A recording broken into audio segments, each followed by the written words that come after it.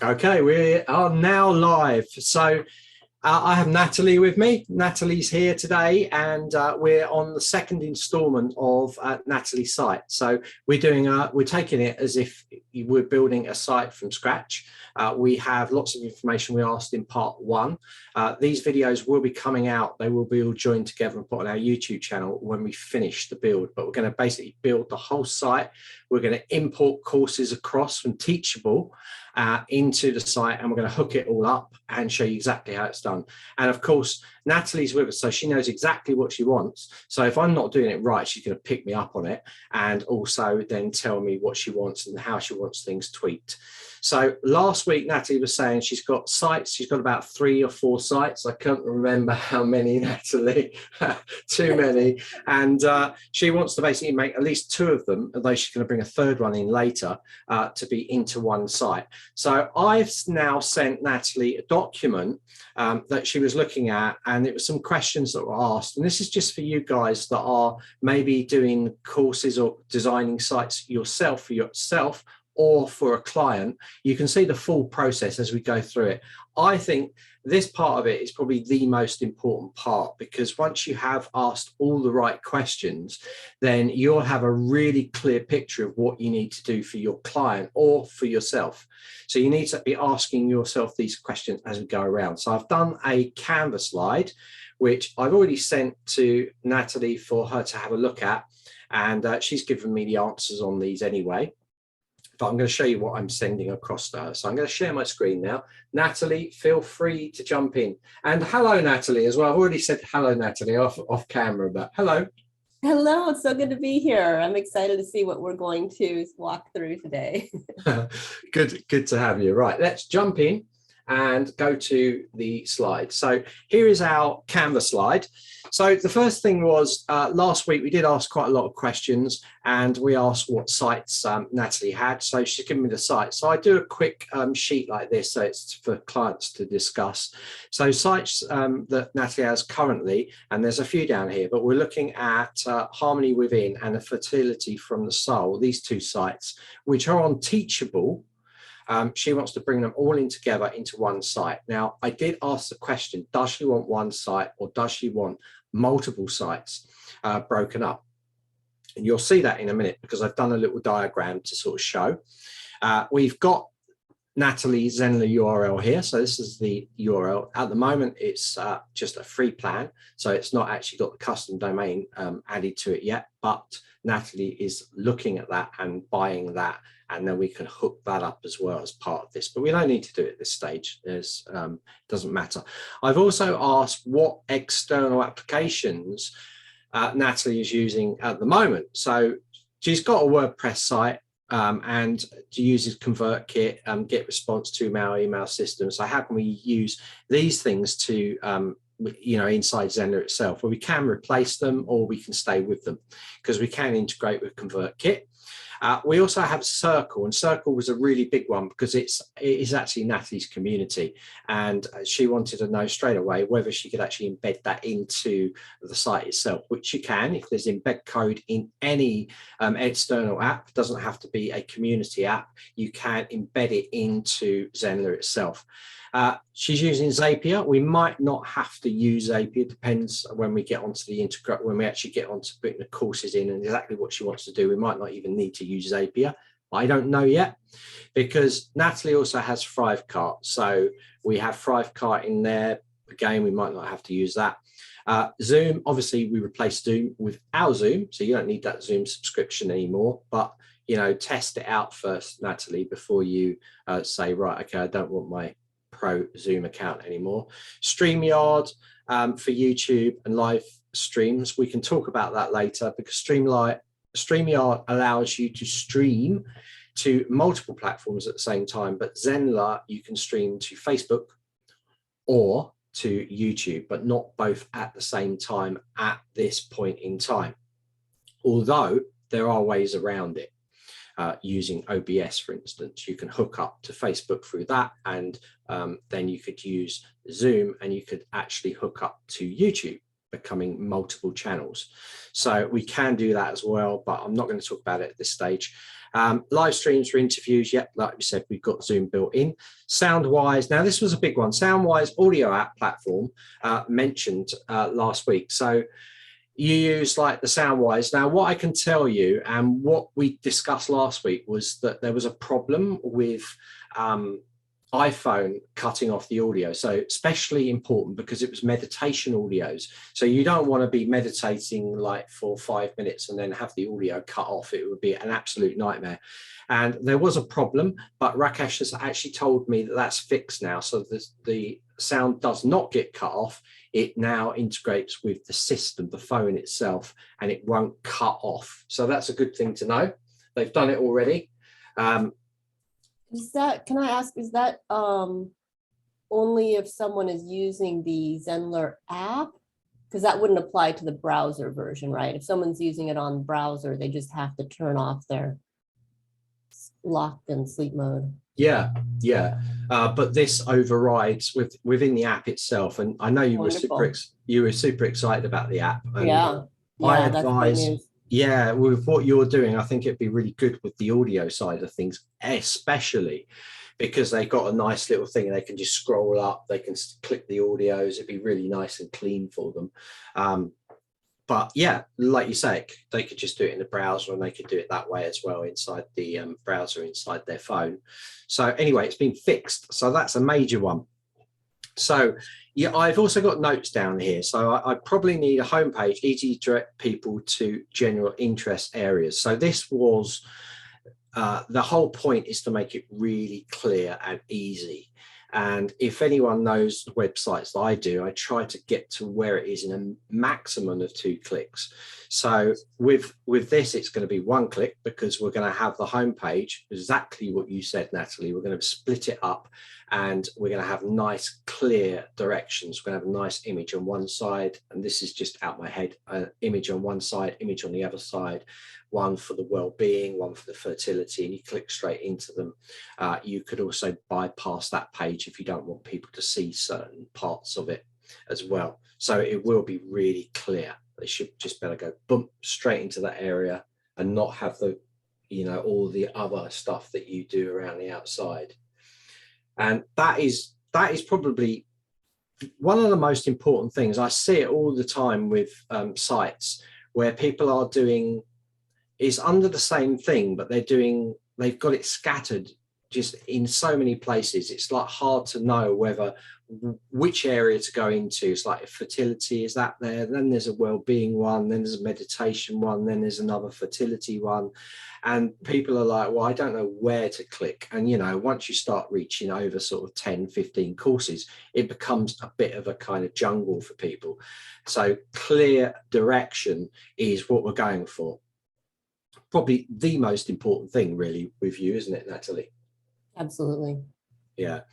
So that is that for that. So we're going to click on to the next one. So one question I ask all the time is sites you like the look and feel of. Now, especially important for these training because, you know, I'm limited on the amount of time I can spend with it. If I've got a paying client, then I spend much longer and do lots more research and these sort of things. So to give me a kind of springboard, I always ask the client, what sites do you like the look and feel of? Because design is very, you know, it's very individual. Some people like that way, some people like it that way. Unless you're on the same track as them, if you feel that they're going down the wrong route because you're experienced, then you should definitely tell them. But if you can get the sites they like the look of and get that feel in there, then your job is made so much easier. It's just a case of like designing it up in a similar style, picking the best of each site and making it a whole, and then hoping that your client likes the look of it at the end of it. Or they say, no, I like the other block, not that block you do. So sometimes you have to argue your case, but that's why people are paying you, for the experience that you've got, and you're telling them why they should be using that particular style of block. I know a few of you on here are designers and things, and you'll actually chime with what I'm saying straight away. So we got sites there that we've got the look of. So I'm going to look through those. And next week, we're going to actually do all the the actual design. So I'll be using those. You'll be seeing these sites. I don't need to go into each one now and pick out the best and all those things. We'll be doing that in the next lesson. So we're going to now have a look at the pros and cons of one site versus multi-site. So like we said, we're working on 2 areas at the moment. Natalie's got 2 sites set up, 2 separate sites, and that's a multi-site. So she's got multiple sites. Now, because Natalie will probably go for the pro membership, she's going to have access to be able to create 3 individual sites. But we want to do it in one site just because it's easier to maintain. So I'm going to say the difference between one site and multi-site. So the pros of one site is obviously easier to maintain and manage. It's all in one place. Your dashboard is going to show your figures, and you can filter how much money you've made on each section and those sort of things. Design blocks are in one place, I mean, it's faster designing as well. So you can save out your design blocks. I'll be showing this when I do the training part. I'm actually going through and designing the site. And it means that if you design a block, so say you design a form, a default form, you could save that block out and you could maybe create a new funnel or a new page. And when you use the same form block, you can drag it in, make some quick edits, maybe change the background color, change the text a little bit, and bang, it's done. You haven't got to redesign anything. So if we can create these and save these blocks out in one site, we can use them really quickly. You could even shift them across to the other site. So the well-being site, put it in there, put the colors in and match that particular branded part of the site, and then bang, you're done. So this is really quick as well with one site. So all students in one place, all your students are in one place. So it means that you can segment them out, you can send individual emails, or you can send group emails out to people that have bought one course or one membership plan, or to everybody. So again, that makes it a lot easier for you to manage. And another key thing is one login for all your students. So they haven't got to have, although, you know, they could go into another site and use exactly the same logins. In here, they can just jump in. They're going to see the course and membership, all the courses they bought, and it's all going to be in one place. They haven't got to jump across from one to the other, log out of one, log into the other. So this is the major thing with one site, if we can do it. Cons of a one site domain is one domain umbrella, which might not work for you. So you can only have one domain per site, obviously. You could redirect. So if you had 123.com as your main umbrella site, you could have 234.com and you could have it just redirect to 123.com. So you could do that if you wanted to. You could redirect people into the main site and still keep those domains. So that can work for you as well. But as a con side of it is one domain that works for you. So multiple sites. So pros, each can have its own domain, okay, which I said in the cons. Complete separation of the site. So they are completely separate. So it means you can do what you like with them, your students in each site. And you can make it, if it's a membership site, you can make it a totally custom experience. So you have to be very delicate with the one site approach, but it's got a lot of pros in its favor. So the cons of managing 2 sites, more difficult if they overlap, 2 logins, more work for setting up 2 sites, potentially more costs involved if you're using other software and tying it in, so it could be more cost involved. If you're paying for a designer to do certain parts of it, you're going to have 2 costs. You know, these sort of things can be make it more expensive. So more work in general, and the separation of the students. So your students are separated out, although they could buy each one, but then we got the 2 login problem. So that is the main reasons of those 2. So this information is just for Natalie to look at to make the decision. Can I ask David a question? You said if you have a membership site and you've got 2 things going on, you're going to have to be a little more delicate with. Can you elaborate a little bit on that? Yeah, sure. What's the delicate? Right, okay. So if you have, imagine that you have like a bucket, 2 buckets. So each one of those buckets represents a separate site. Inside those buckets, you could put what you like if it relates to that site. Okay, so each bucket could put red balls in one, blue balls in the other. But if you've got multiple, if you've got one site and it's kind of split into two areas, then it means you've got a kind of intermingling of the red and the blue balls. So you need to be very delicate and you need to separate it out nicely. So when it's on its own as one site, you can do what you like. If it's purely a membership site, you can turn off the public registration and only people that have bought into the membership get into the logged in pages. So what this means is that you can jump around, you can take people to logged in pages and cater it just for them, just for that membership site. But if you do that with two sites, you don't know whether they've bought that membership or that membership. So you've got to be careful with where you're sending them. Because one could, if you've got a link on there going to a membership one, which they haven't paid for, they're not going to get into it. So then it can become a very weird experience for the user. They're like, well, I've got this navigation. Why can't I get into that area? It's because they haven't paid for it. If they paid for both membership sites, then you can send them where you like. So we have to be careful the way we do this. Now, when I get to designing it and building it, you'll see how I'm going to do it. I'm going to constrain it all to only accessing pages that are in the course bundle and the courses that are in there. So we can tie it all up and separate it out. But if you've got them all in one site and it's just one membership, you could send them anywhere. Does that make sense? Yeah, I've got that. And that's kind of how I have it set up now, where it's a course bundle for the membership and the child courses are not published. So yeah, nobody sees them unless they've purchased the bundle. Absolutely, yeah, which is what you can do in Zenler. But I know in the first ZEN pop-up we did, you did mention that later on you might think about selling individual courses within those bundles as their own courses. So you'll sell them individually.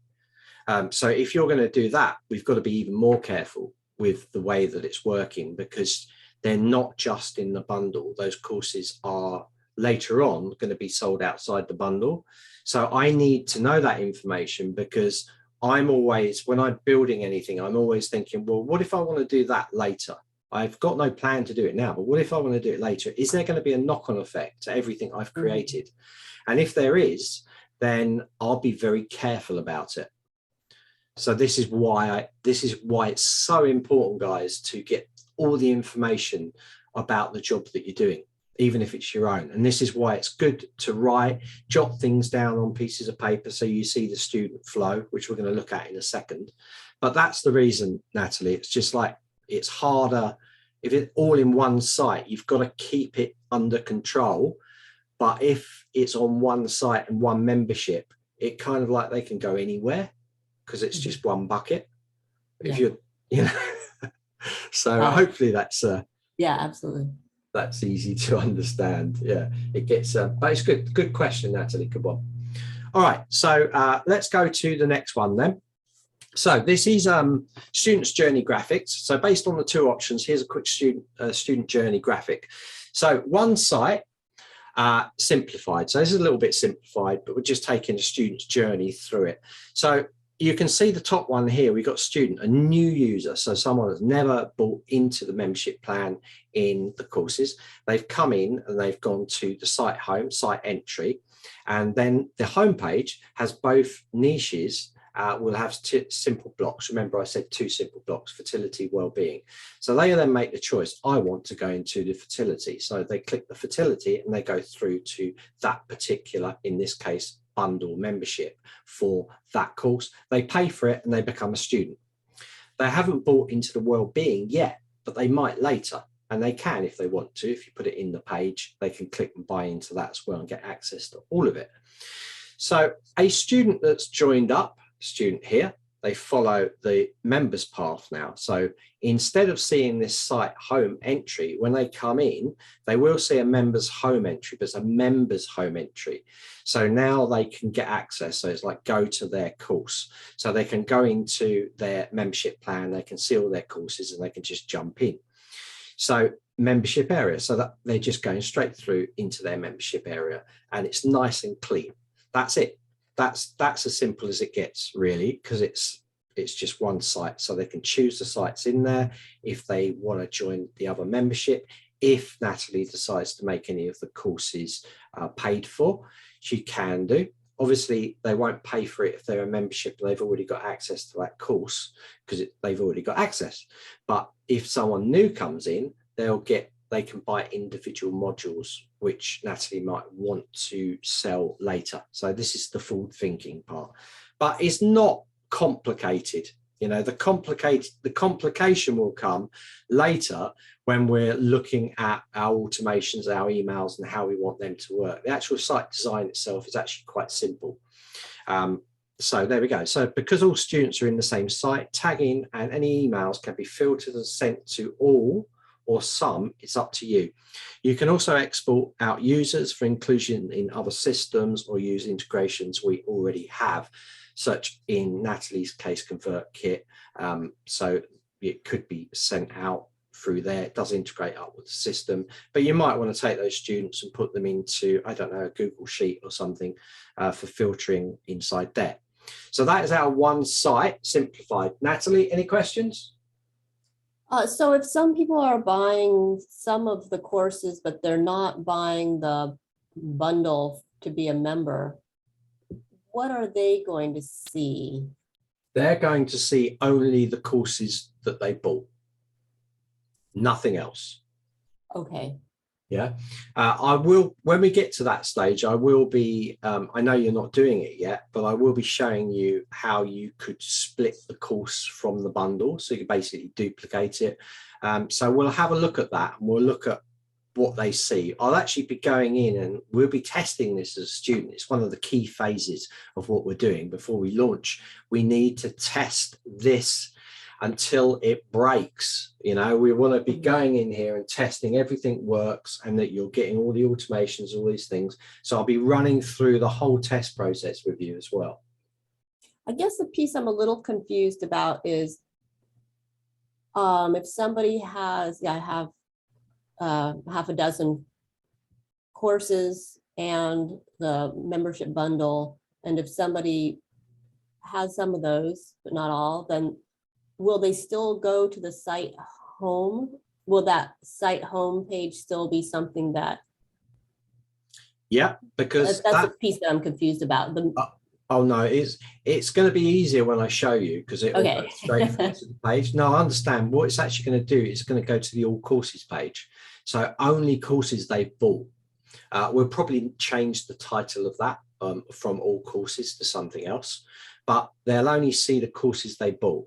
So it'll go straight into that section. So if they've bought them all, then they'll all show. But if they only bought one, there'll only be one course in there. Then if they go back and they decide to buy them all, then they buy them all. But we've got to be careful about this as well, because like they can overpay for things. So we'll chat more about that later, because they won't, if they bought one and then they go and buy the membership, they've still charged for the one. So we need to chat how that's going to work. But yeah, that's it. So they'll just be going through to see the courses they bought. They won't see everything. Right, so multi-site. So this is pretty much the same. It's just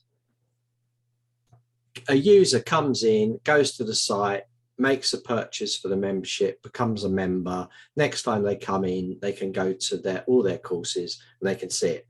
So this is split out twice because obviously there's two sites. So you've got to do twice the work on there. So both sites are split. So registration to one does not interfere with the other site. This will require more work and users will need 2 logins to access either of the sites. Yeah, so that is the 2 sites, which basically means just setting up 2 sites, and you've got 3 if you're on a pro membership anyway. Is that clear? Yeah, that's a simpler one. So these are simplified down, but this is the basic journey of them. So let's move on to the next one. So I needed Natalie to confirm a couple of things, and which option do you want to go for? This is the first question. You know, do you want to go for one site or multi-site? Now, obviously, it's going to be the first question because it's pretty big. You know, I can't say, if Natalie said to me, oh, one site or multi-site, and then I worked on 2 sites and then suddenly changed the mind to 1 site, I would be like, oh no, you've doubled the work for me. So it was really key that she understood it. I recommended that we go with 1 site. That was my recommendation, because I just think it's going to be much easier in the long run. Yeah, it's slightly different. There's, like I showed, the pros and cons, but I think the pros outweigh, especially with what you want to do, Natalie, with a 3rd site. So imagine 3 separate logins, you know, then it becomes, yeah, it becomes a bit of a nightmare. I mean, remember, you can always, if you wanted to, you think, oh, well, I want to create a new site for something else. You've got 2 more sites that you could use. So it's good. Especially as I know you kind of do a lot of different things, you'll probably easily use those other 2 sites. So if you can get your 2 niches into 1, and they are, then it's going to be better, because it'll leave you with 2 open sites to use for other things. So that is on conversation. It was confirmed that you're running membership site, but would like to sell the modules individually as well. So I just asked for, is that correct? Which we know it is. So if you're going for 1 site, you will need an umbrella domain. Have you bought this? Again, Natalie, if you're thinking about it, or have you bought it? I bought it. Ah, you bought it. There you go. So Natalie, well ahead of the game. So what are you doing with the other domains you have? So I would be interested to hear the any cons of the redirect idea, because the domains that I have are, well, one of them, fertilityfromthesoul.com, is a well-established domain name that people will search on to re-find me. And so I definitely want to keep that. That's the WordPress one, isn't it? Yeah. Yeah, so we want to leave that. We just want to link up, and which you've already done. We're just going to be linking up to the Zenler site. So that's what you're doing at the moment. You're linking up to your Teachable sites, but we'll just be relinking up to our Zenler sites. Now, I would say, do not, if it's established, you've got people running through it, do not redirect, please. Because what will happen is all your amazing search results, probably all videos where you're linking to things and stuff, they're all going to just disappear. So with our WordPress site, I do exactly the same. I've got a WordPress site. I get a lot of traffic comes through it, and a lot of it goes to my Zenler site, which is on a subdomain. So it's courses . Okay, so that's how I've done it. I've run it through there. It's still Mojo Design, but I've done it courses.mojo design, so that I could run it through there. So if you've got your you've got the WordPress site and it's established, then we do not want to start messing around with URLs or any of those things, because otherwise you're going to lose all that traffic that you spent years setting this up. This happens a lot, Natalie. There's people that have set up really good sites and they've got loads and loads of links, loads of blog articles. They haven't marketed a lot, but they still got quite a few people, like hundreds of people, maybe a week going through it. And then they decide, oh, it's not working because people are maybe not buying the courses because they just haven't made enough impact, or the courses are not what people want. And they decide, right, okay, I'm giving up with it all. I'm going to let the domain expire. And then they create a brand new one, thinking, right, I'm going to start nice and fresh. And here we go. And then they've got to put all that content in there, and they're losing all those people that were coming through it, or all those search ranking results that just disappeared. It's such a bad, it's so horrible when I hear that. I have clients. Yeah, I had that experience way back in around 2010 when my psychotherapy website was on, this is back when you had to pay a bunch of money to have a website built for you. There was not a lot of, there was no drag and drop, you know. And my husband, who's a software developer, helped me get my first site set up, I think. I don't remember. But I had one page on there where I had like a PDF of 10 mindfulness principles. And this is something that I had created a long time ago and would give out to my therapy clients. And this page became #1 on search results for mindfulness principles. So people around the world have searched mindfulness principles, and my 10 item principal checklist would come up. Wow. And I was getting tons of traffic to it. And then along came, the drag and drop builders. And I think I did the revision of the site, looked so much better on Weebly, and moved all the stuff over. And guess what? I'm nowhere to be found for that page anymore. I completely lost mindfulness principles #1 in Google. So, okay, I got the message. No redirects on a well-established site. Keep that site and just link over to the new URL. Yeah, that's a brilliant story. That's exactly right. You have to be really careful, but it does happen. You make mistakes and you'll think, oh, I'm doing this all fresh, it should come in. But even changing a platform, your rankings can go, especially with Weebly, it's not particularly good for that kind of thing. So yeah, so you learn the hard way. So you're like, really careful. Yeah. No, that's great. So yeah, exactly. If it's established, let's not change it. And we don't need to. We only need to worry about the teachable sites. So right. So please confirm the following. So next step, please confirm the following statements. I don't know why I've put that in there. It should be in there. So branding or flat design of homepage, giving you a general feel of the site will be created. So this is the next step. This is what's going to come in next week. I'm going to video the whole process. I don't need Natalie there when I'm doing it. I'm just going to be doing it as if I did a live build. So I'm going to show you the workings, how I do the designs, how I put them in.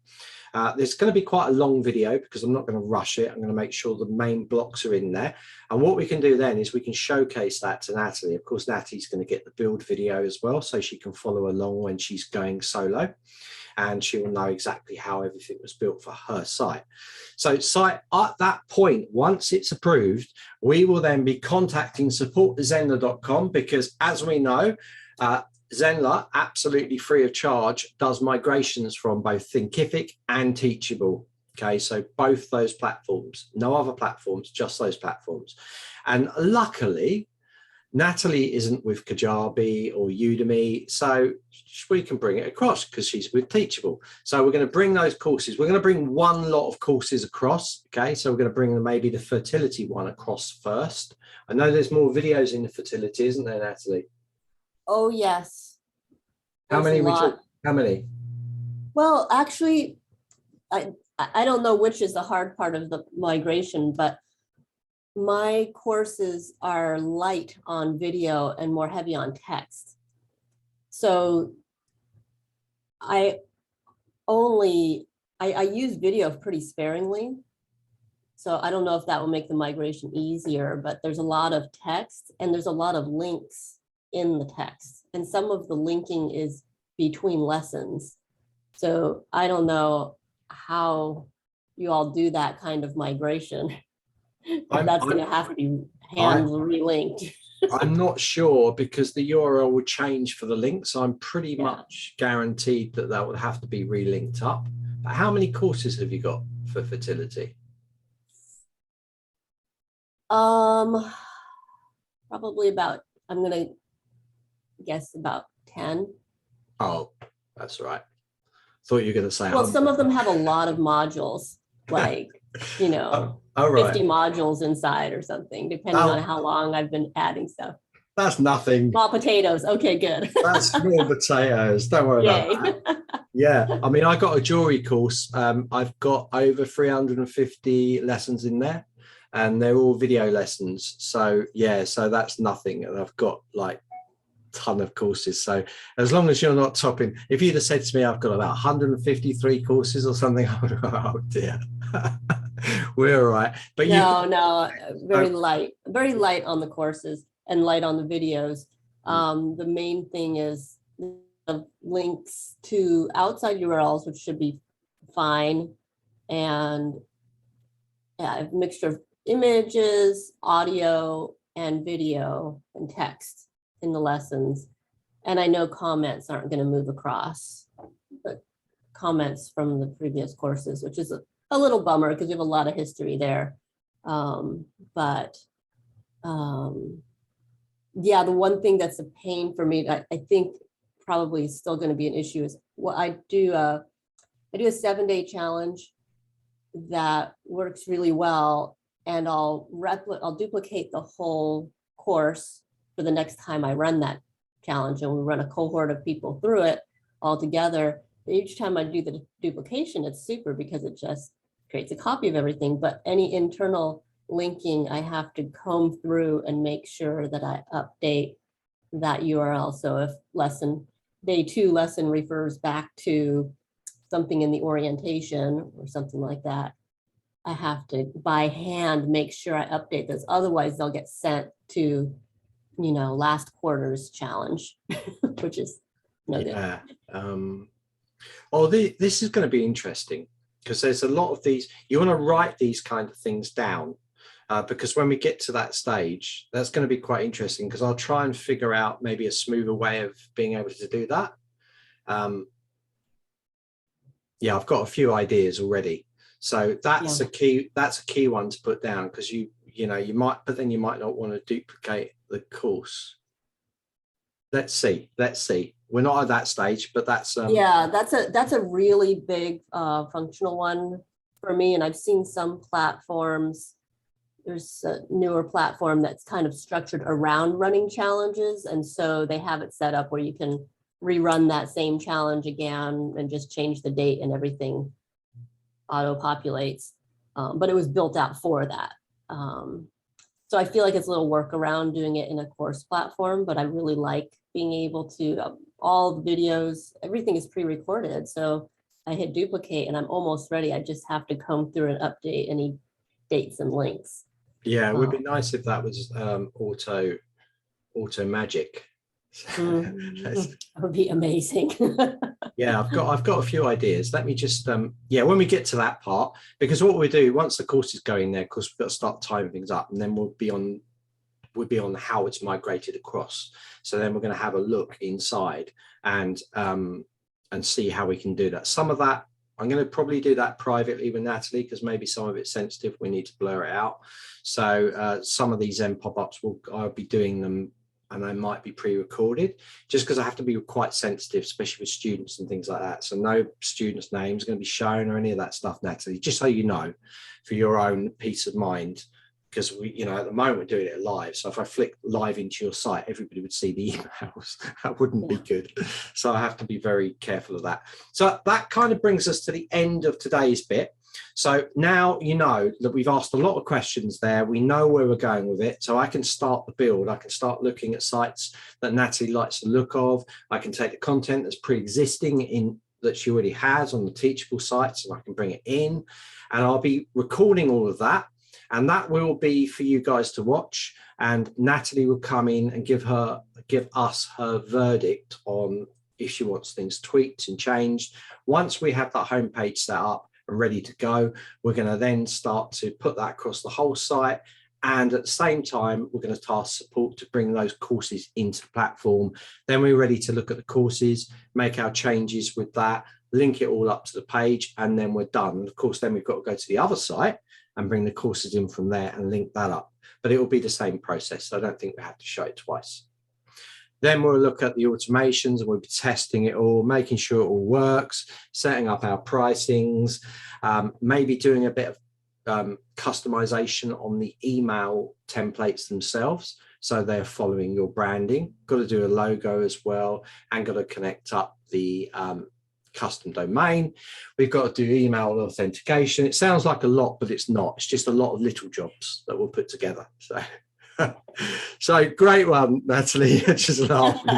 It sounds like a lot, but it's not, honestly. All right. I'm so excited to see the blocks and how you set that up. That's the part that I'm super eager to see. So that'll be coming next time, right? Yeah, that's the easy bit, It's okay. like, that's why I love, like, Zenler is the only platform that I know of. Well, I've been on all of them so far, and as of now, they're not true drag drop editor. Although they say they are, they're not. It's always a left menu where you click something. but actually Zenler allows you to drag and drop directly into the page and see the preview. So this becomes really nice for you from a user point of view, especially if you're inexperienced, because you see it full screen, you see the whole thing. You're not going to a left-hand side menu and clicking add block there, and then it appears there, and it's very kind of, in my opinion, cumbersome. But that's why we love Zenler. That's why I love Zenler, the true drag and drop experience. So that's it. That's bring us to the end. So I'm going to finish this Zen pop-up. I think we've been on for about 40 minutes now, so quite a long one. Next week will be a massive one. Natalie can come in at the end of it. I'll probably show the build, and then Natalie can drop in at the end of it, and then we can just talk about what we've done, so she's not sitting there watching a pre-recording for an hour or two. Okay. Right, lovely to see you, Natalie, and hopefully I'll see you again next week, and we will have moved forwards. Yay. All right, see you guys later. Bye. Right, fabulous, brilliant, Natalie. Just stop.